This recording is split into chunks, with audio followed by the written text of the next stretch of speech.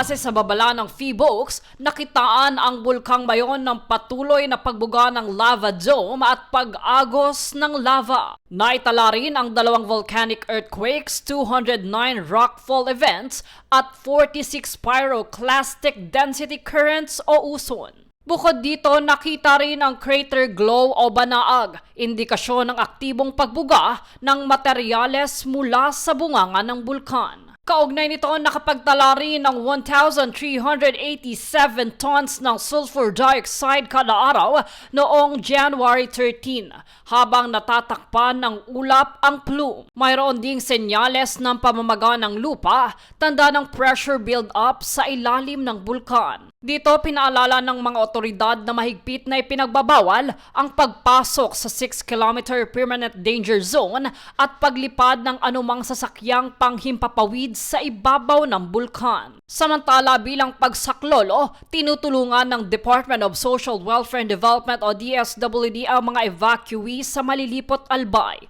kung saan nakapagpakain na ito ng hot meals sa 284 individuals gamit ang mobile kitchen. Bilang paalala, tiniyak ng pamahalaan ang tuloy-tuloy na suporta sa mga inilikas alinsunod sa direktiba ni Pangulong Ferdinand Marcos Jr. Jade Buhoy, nag-uulat para sa Golden Nation Network.